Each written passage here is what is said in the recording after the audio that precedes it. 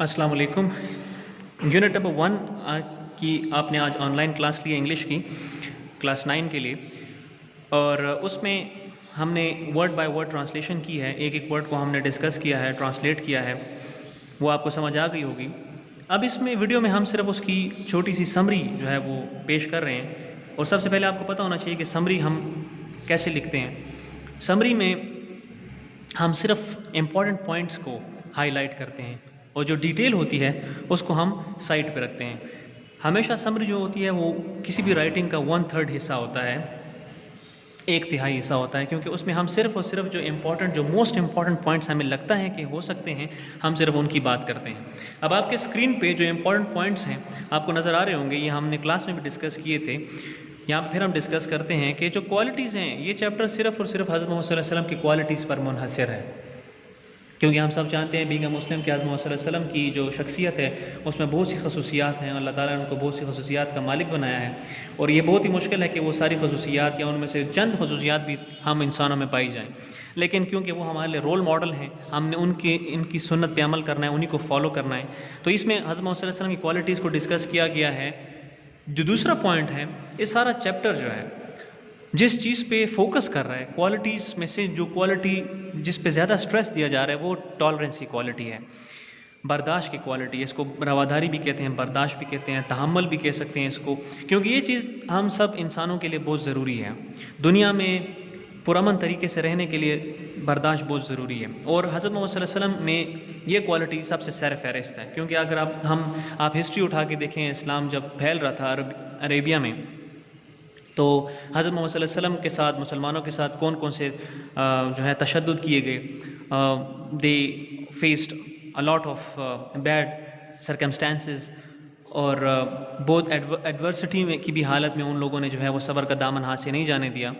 تو they tolerated a lot, all the Muslims led by the holy prophet صلی اللہ علیہ وسلم tolerated the adversities by the non Muslims and Hindus of that age. تو اس میں بھی کیا۔ پھر تیسرا پوائنٹ ہمارے پاس آتا ہے میسج فرام دا ہولی قرآن، کہ حضرت ہولی قرآن جو ہے، قرآن مجید جو ہے وہ کیا پیغام دیتا ہے حضرت محمد صلی اللہ علیہ وسلم کے بارے میں، کہ اس نے حضرت محمد صلی اللہ علیہ وسلم کو رحمۃ للعالمین قرار دیا ہے۔ اور اس میں پھر چوتھا پوائنٹ ہمارے پاس آتا ہے کہ جو ربائی زید ہے، جوئش اسکالر جو ہے، جیسے ہمارے پاس ہمارے دین میں علماء کرام ہوتے ہیں، عالم دین ہوتے ہیں، اسی طرح یہودیت میں جو ہے وہ جو ایسا بندہ جس کے پاس یہودیت کی بہت نالج ہوتی ہے اس کو ربائی کہتے ہیں۔ تو اس کی سٹوری بھی ہے اس میں جو ہم نے پڑھی ہے۔ پھر آخر میں ہمارے پاس message for the entire human race ہے، کہ اس چیپٹر میں جتنی بات کی گئی ہے وہ صرف مسلمانوں کے لیے نہیں ہے، بلکہ تمام بنی نوع انسان اور کائنات میں جتنے بھی لوگ رہتے ہیں ان سب کے لیے ہے۔ اس کے بعد ایک نظر ان ڈیفیکلٹ ورڈز پہ دیکھ لیں۔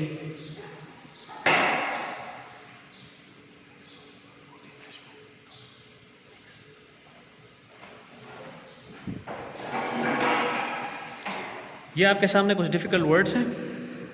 اس کو دیکھ لیں ایک نظر۔ اب ہم سمری پہ جاتے ہیں، پیج 1۔ اب سمری میں اس چیپٹر کی جو سمری ہے، جو خلاصہ ہے، وہ کیا ہے؟ In the very beginning of this chapter we come across the quality of tolerance. The first of all, this unit starts with the surah, with the verse of the Holy Quran, which is from Surah Baqarah. And then in the very beginning of this chapter, we see the mentioning of the qualities of the Holy Prophet. The focus is on the quality of tolerance and the lifestyle of the Holy Prophet. And we come to know what happens when we adopt this quality of the tolerance. If we want to bring peace in our lives, in order to bring peace, in order to bring harmony, in order to live a prosperous life, this quality is badly needed in the lives of all the human beings across the world. Uske baad we come across that the Holy Prophet صلی اللہ علیہ وسلم is the epitome of tolerance, forgiveness, patience, compassion. یہ ساری چیزیں ہیں کہ حضرت محمد صلی اللہ علیہ وسلم ایک عملی نمونہ ہے ہمارے لیے۔ یہ ساری چیزیں ان میں اللہ تعالیٰ کی طرف سے بھیجی گئی ہیں، اور وہ ہی ہمارے لیے ایک عملی نمونہ ہے۔ ہم نے دیکھیں جو بھی کرنا ہے، ہم نے حضرت محمد صلی اللہ علیہ وسلم کو دیکھ کر کرنا ہے، ان کی سنت پر عمل کرنا ہے۔ جو حضرت محمد صلی اللہ علیہ وسلم نے جو ان کے افعال ہیں وہ ہمارے لیے سنت ہے۔ اگر ہم ان کو فالو کریں گے، ان کے پیروکاروں جیسے پیروکار ان کے فالو کرتے تھے اس زمانے میں بھی جب اسلام نیا جو ہے وہ پھیل رہا تھا، اور آج کے مسلمان اور اس وقت کے مسلمانوں میں تھوڑا سا فرق ہے، بہت فرق ہے، کیونکہ اس وقت کے جو مسلمان تھے وہ حضرت محمد صلی اللہ علیہ وسلم کو 100% کاپی کرنے کی کوشش کرتے تھے، صحابہ کرام اور ان کے بعد جو لوگ آئے ہیں۔ آج کل کے جو مسلمان ہیں وہ ان سے کافی دور ہیں، تو ہمیں بھی اگر اپنی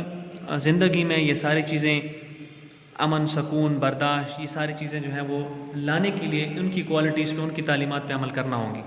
اس کے بعد ہم نے دیکھا اس چیپٹر میں کہ جب اسلام پھیل رہا تھا تو قریش نے آپ صلی اللہ علیہ وسلم کو اور ان کے خاندان بنی ہاشم کو جو ہے وہ نکال دیا، اور وہ پھر جا کے باہر ایک شب ابی طالب نامی وادی میں رہنے لگے، جہاں پہ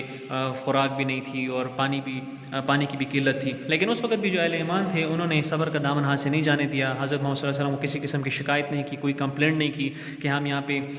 جو ہے بڑی ٹف زندگی گزار رہے ہیں، ڈیفیکلٹ زندگی گزار رہے ہیں، اور وہ 1 2 3 4 مہینے بھی نہیں تھے، پورے 3 سال تک ایسا چلتا رہا۔ اس سچویشن میں بھی جو ہولی پرافٹ تھے وہ بہت جو ہے نا وہ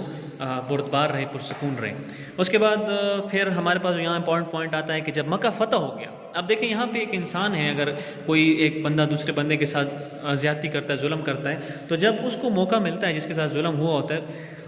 تو وہ فوراً اپنا بدلہ پہلے لیتا ہے، اسے انتقام اپنا لیتا ہے، تب جا کر اس کو سکون ملتا ہے۔ لیکن یہاں پر جب مکہ فتح ہو گیا، مسلمان فوج حضرت محمد صلی اللہ علیہ وسلم کے ساتھ جب مکہ میں داخل ہوئی، تو اس وقت مسلمان جو ہے ہر قسم کا بدلہ لے سکتے تھے، انتقام لے سکتے تھے، کیونکہ وہ پاور میں تھے، گھروں کو بھی لوٹ سکتے تھے، مردوں کو، عورتوں کو بے عزت بھی کر سکتے تھے، کیونکہ یہ سب کام مسلمانوں کے ساتھ ہوئے تھے جب مسلمانوں نے مکہ سے ہجرت نہیں کی تھی اس وقت۔ لیکن جب وہ سب کچھ آئے تو وہ ایک چیز کا بدلہ لے سکے تھے، لیکن اس وقت بھی حضرت محمد صلی اللہ علیہ وسلم نے کہا کہ آپ لوگوں نے برداشت سے کام لینا ہے، برداشت سے سب کچھ آپ نے کرنا ہے۔ انہوں نے کچھ بھی نہیں کیا، اس لیے جو مکہ کے لوگ تھے وہ جوک در جوک اسلام میں داخل ہونے لگے، یہی کوالٹیز دیکھ کے۔ پھر ربائی زید کا امپورٹنٹ ہے ہمارے پاس کہ جو ربائی زید جو ایک یہودی تھا، اور اس نے حضرت محمد صلی اللہ علیہ وسلم کو کچھ ادھار پیسے دیے ہوئے تھے، اور وہ اس سے اپنے جو رقم کی جو ایک ڈیٹ فکس کی گئی تھی اس سے پہلے ہی وہ آ کر رقم کی جو ہے وہ ادائیگی کا تقاضا کر رہا تھا، صرف اس لیے کہ وہ حضرت محمد صلی اللہ علیہ وسلم کی برداشت کو دیکھنا چاہتا تھا، آزمانا چاہتا تھا۔ تو اس میں بھی اس کو اللہ تعالیٰ نے جو ہے وہ ایسی اس کا جو اپنا جو جس سوچ سے وہ آیا تھا اس میں اللہ تعالیٰ نے اس کو ناکام کیا، اور حضرت محمد صلی اللہ علیہ وسلم کی اسی برداشت کی وجہ سے وہ بھی یہودیت چھوڑ کے اسی وقت جو ہے وہ مسلمان ہو گیا۔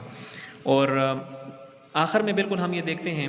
کہ حضرت محمد صلی اللہ علیہ وسلم کی جو برداشت تھی اس کی کوئی حد نہیں تھی، کیونکہ کفار نے ہر قسم کی حد تک جا کر دیکھ لیا کہ کسی حد میں حضرت محمد صلی اللہ علیہ وسلم یہ برداشت کا دامن ہاتھ سے جانے دے، لیکن ایسا کبھی بھی نہیں ہوا۔ ہمیشہ ہر قسم کے حالات میں، ہر قسم کے مشکل حالات میں حضرت محمد صلی اللہ علیہ وسلم نے برداشت کا دامن ہاتھ سے جانے نہیں دیا، ناخوشگوار حالات میں بھی اور ہر قسم کے برے حالات میں بھی آپ صلی اللہ علیہ وسلم نے مہربانی کا مظاہرہ کیا ہے، اچھے سلوک کا مظاہرہ کیا ہے۔ تو یہ آپ کی سمری ہے یونٹ نمبر 1 کی، یہ مین پوائنٹس ہیں جو آپ کو اس ویڈیو سے میں نے آپ کو بتائے ہیں۔ آن لائن کلاس میں بھی آپ کو سارا بتایا تھا، یہ اس کی سمری ہے، اور آئی ہوپ آپ کو سمجھ آ جائے گی۔ Thank you very much.